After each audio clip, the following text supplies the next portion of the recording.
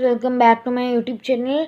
तो आज हम लोग book the trial history and civics I for ICSE middle school का 10वां चैप्टर रिवॉल्ट ऑफ 1857 को पढ़ेंगे। India in 1857, 100 years after the Battle of Plassey in 1757, the smoldering embers of resentment and anger against the unjust, exploitative, and oppressive British government exploded into flames and shook the very foundation of British rule in India. British historians called it as the Sepoy Mutiny. Indian historians refer to as the Great Revolt of 1857 or the First War of Indian Independence. Causes of the revolt. Political causes. The aggressive expansionist policy of Lord Dalhousie caused widespread resentment among the Indian rulers and their subjects. Dalhousie unjustly annexed several Indian states to fulfill his objective of extinction of all native states. Dalhousie annexed the states of Satara, Nagpur, and Jhansi by applying the doctrine of lapse. The annexation transformed the courageous Rani of Jhansi into a staunch enemy of the British. Nana Sahib, the adopted son of Peshwa Bajirao II, was denied a pension after his father's death.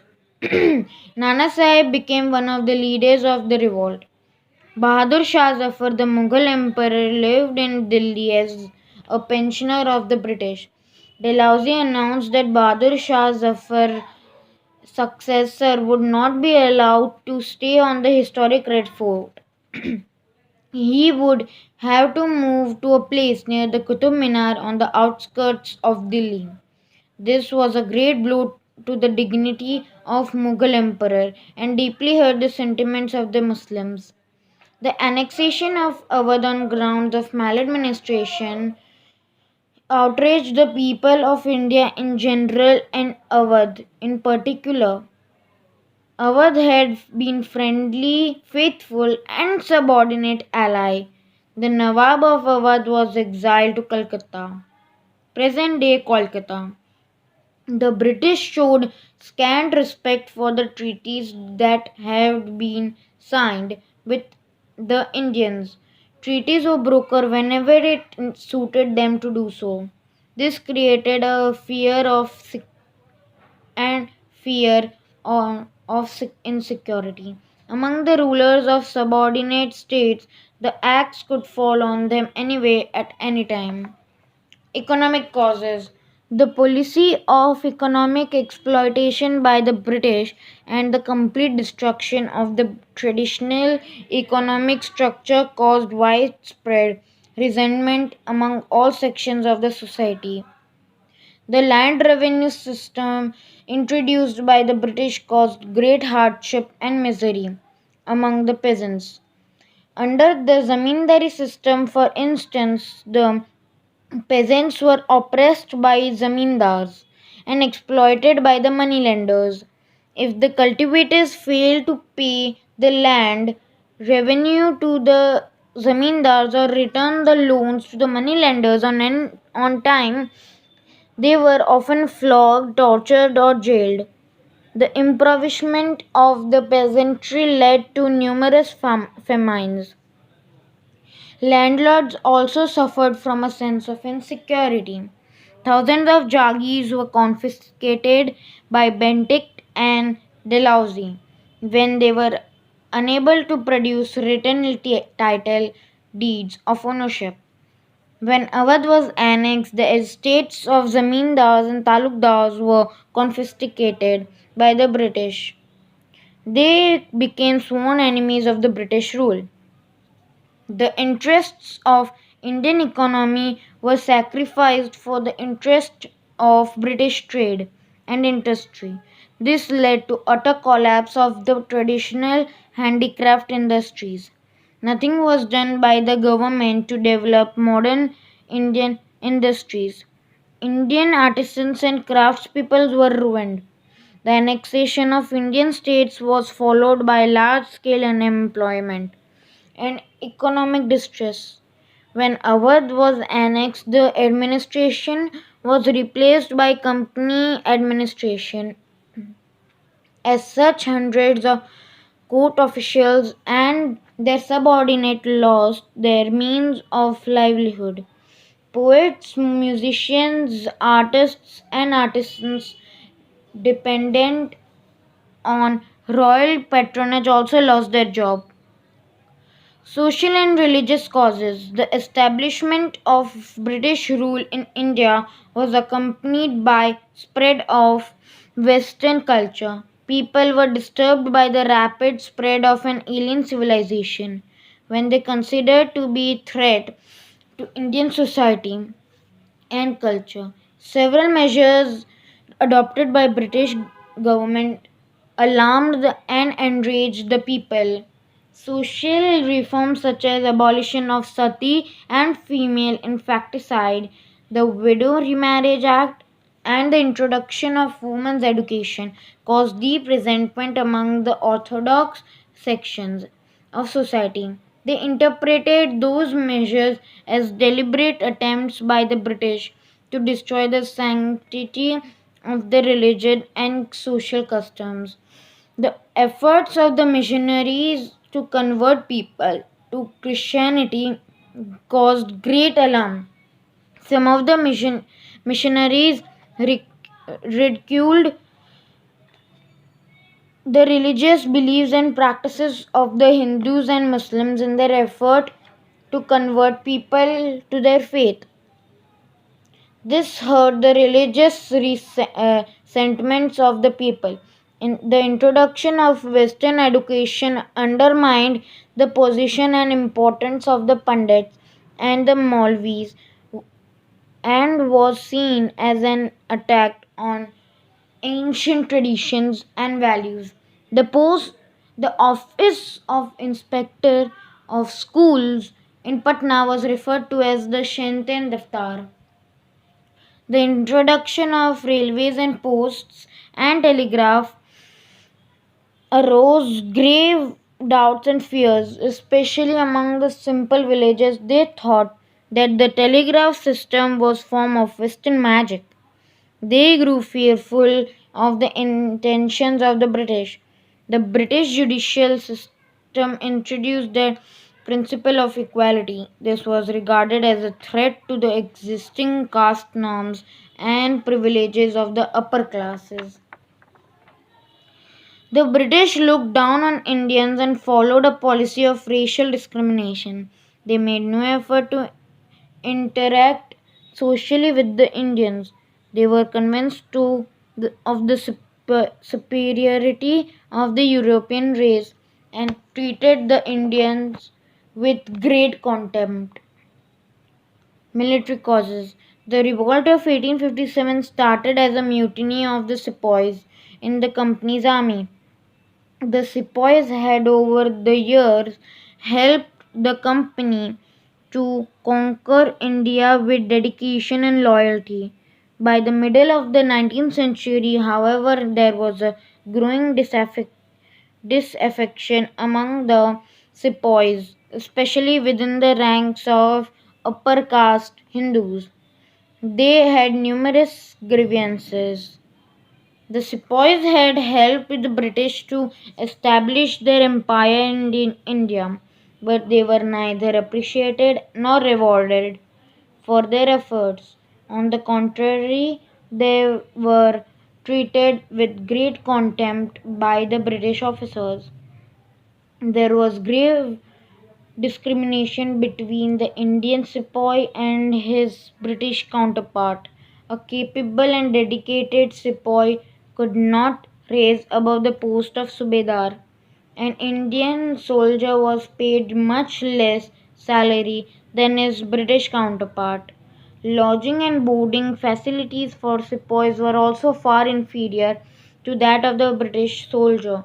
Many of the senior British officers were old and incompetent men who could not command the respect of the Indian soldiers.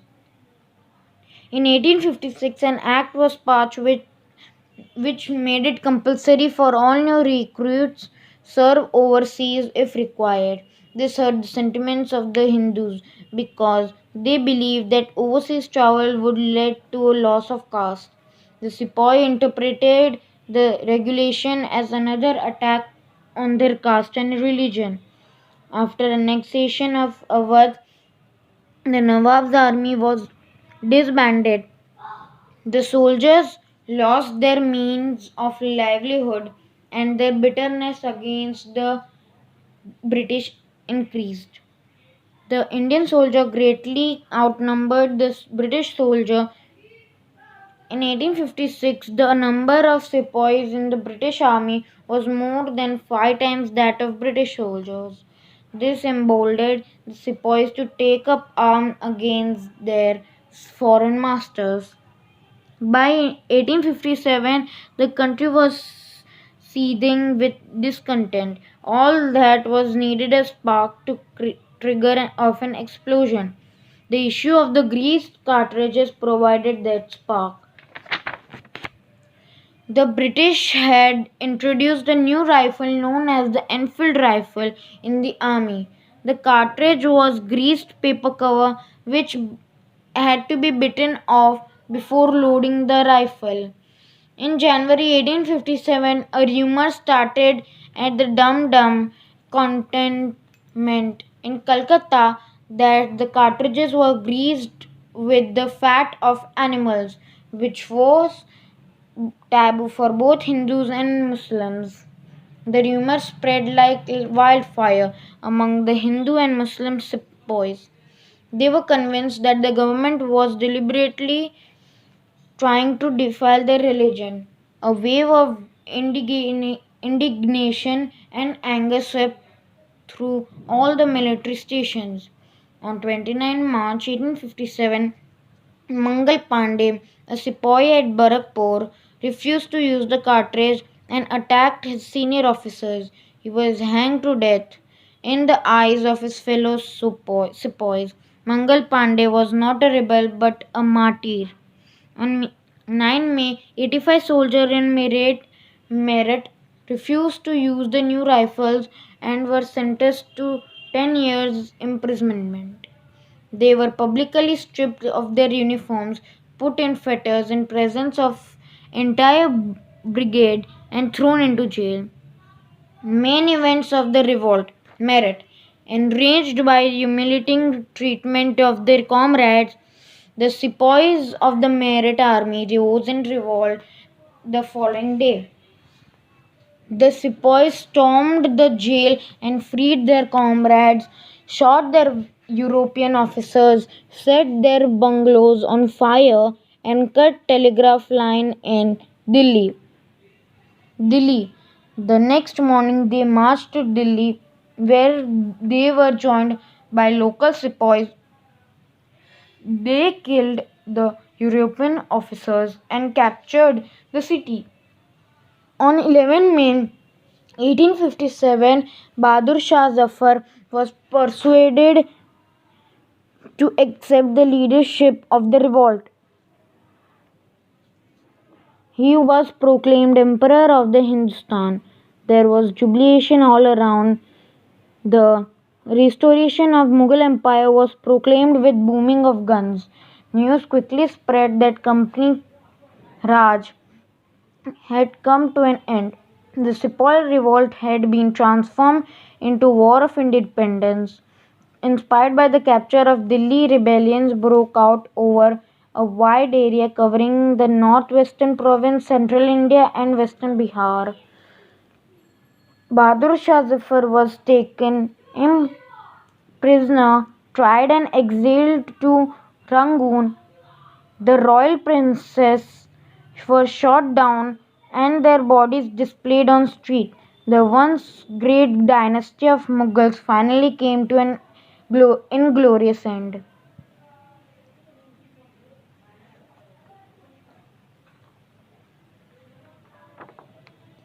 Results of the revolt. The Great Uprising of 1857 was an important landmark in the history of modern India. The rule of English East India Company came to an end. India now came under the direct rule of British Parliament and the Queen of England. Queen Victoria issued a proclamation promising to look after the welfare of the Indian people. Treaties with the Indian states would be honored. The doctrine of lapse was abolished. The right to adopt sons as legal heirs was acknowledged. A general pardon was granted all the rebels except those who had killed British subjects. The British government would not interfere in the social and religious customs of the people. Indians would be given opportunities to be associated with the administration. High post in government service would be given on the basis of merit, not race. Centers and leaders of the revolt. Kanpur. The revolt in Kanpur was led by Nana Sahib, the adopted son of the former Peshwa Bajirao II. He captured Kanpur and proclaimed himself the Peshwa. His victory was short lived. British reinforcement arrived and Kanpur was recaptured. The rebels were punished severely. Nana Sahib escaped. His brilliant commander Tatya Tope continued the struggle but was later arrested and hanged. Lucknow. The sepoys in Lucknow were joined by disbanded soldiers of the old Awadh army as well as talukdars and the peasants. The revolt was led by Hazrat Mahal, the queen and of the deposed and exiled Nawab of Awadh. The British forces were defeated and besieged in Lucknow Residency for several months. Fresh reinforcements arrived from England and Lucknow was captured. All the rebels who were captured were hanged. The queen escaped to Nepal. Jhansi. The revolt in Jhansi in central India was led by the bravest and the best of the military leaders of the rebels. The 22-year-old Rani Lakshmibai. She fought gallantly against the British forces, but Jhansi was captured. Rani Lakshmibai escaped, mobilized her forces, and with the help of Natya Tope captured the Gwalior and rode out of Sindhia, a loyal ally of the British. By July 1858, 14 months after the outbreak of Meerut, peace was declared. The revolt had been crushed. The British Empire had survived. That is it for the video. If you have any doubts, I will surely clear it in the next video. Please like and share and subscribe my channel. Thank you.